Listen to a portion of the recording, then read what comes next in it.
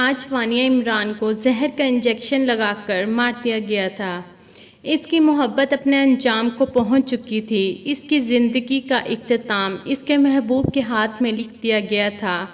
حیرت کی بات تھی کہ اس کی زبان پر کلمہ تو نہیں تھا، مگر یہ الفاظ ضرور تھے کہ کاش میں نے اپنے باپ کو مار کر اپنی محبت کو حاصل نہ کیا ہوتا تو شاید میرا محافظ زندہ ہونے کی وجہ سے آج میں زندہ ہوتی، یا پھر مجھے قبر میں اتارنے والا کوئی نہ کوئی میرا محرم باقی ہوتا۔ وانیہ عمران ایک کمہار کی بیٹی تھی۔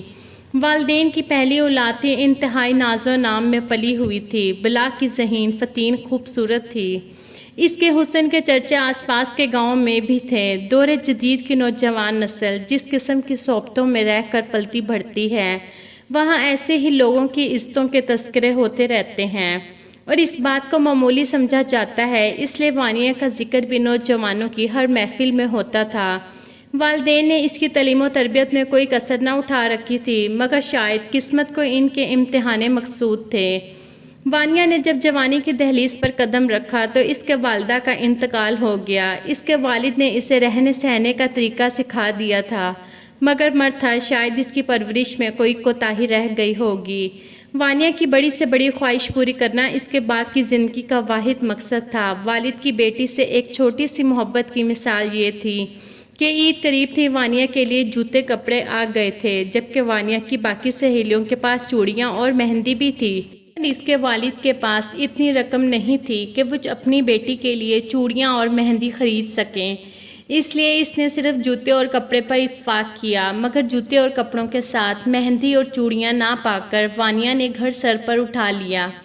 اس کے والد سے اپنی بیٹی کا رونا برداشت نہ ہوا۔ وہ چوڑیاں اور مہندی والی دکان پر گیا، وہاں پر اپنی پگڑی گروی رکھی، وہاں سے چوڑیاں اور مہندی وانیہ کے لیے خرید لایا۔ عید کے 3 دن تو اسے کوئی مشقت مزدوری نہ ملی۔ عید کے چوتھے دن اس کو کام ملا۔ اس نے سارا دن مزدوری کی اور شام کو وہ پیسے جا کر وانیہ کی مہندی اور چوڑی والے دکاندار کو دیا اور وہاں سے اپنا پگڑا واپس لیا۔ سب کے والدین اپنے اولاد سے بے پناہ محبت کرتے ہیں، مگر اس بات سے کوئی انکار نہیں کر سکتا کہ جو گھر کی اکلوتی اولاد ہوتی ہے اس کے کچھ زیادہ ہی ناز نخرے اٹھائے جاتے ہیں۔ وانیہ کے بہتے آنسو اس کے والد کے لیے یہ حیثیت رکھتے تھے جیسے جگر سے قطرہ قطرہ خون بہہ رہا ہو۔ یہی وجہ تھی کہ گھر کی کوئی چیز بیچ کر وانیہ کی خوشی یا خواہش کو پورا کرنا پڑتا تھا۔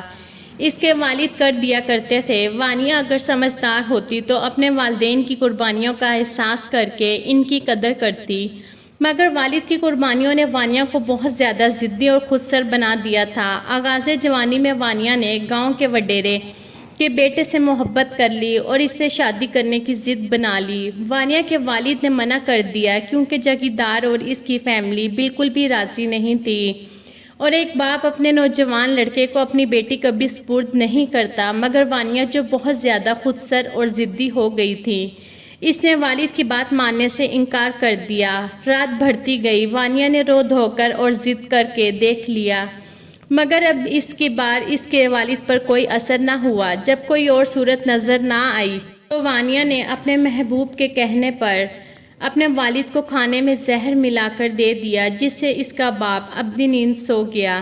باپ کی موت کے کچھ عرصے بعد وانیہ اپنے محبوب کے ساتھ گھر سے فرار ہو گئی۔ جاگیردار کے بیٹے نے تقریباً 1.5 سال وانیہ کو اپنے پاس رکھا۔ وانیہ اب امید سے تھی اور چند ماہ میں ماں بننے والی تھی، جبکہ اسی دوران جاگیردار کے بیٹے کے سر سے محبت کا بھوت اتر چکا تھا۔ جاگیردار نے اپنے بیٹے سے قطع تعلق کر رکھا تھا۔ بیٹے کو صرف اس شرط پر گھر آنے کی اجازت ہوتی کہ وہ اپنی بیوی یعنی وانیہ کو طلاق دے کر آئے۔ جاگیردار کا بیٹا بھی اب باہر سے اکتا چکا تھا، محبت کے نام پر اپنے محبوب کو حاصل بھی کر چکا تھا۔ اس نے وانیہ کو طلاق دینے کا سوچا، مگر پھر اس کے دل میں خیال آیا کہ وانیہ کی کوکھ میں موجود بچہ دنیا میں آنے کے بعد اس کے لیے مشکلات پیدا نہ کرے، اس لیے اس نے گاؤں کی دائی کو کہہ کر وانیہ کو زہر کا انجیکشن لگوا دیا۔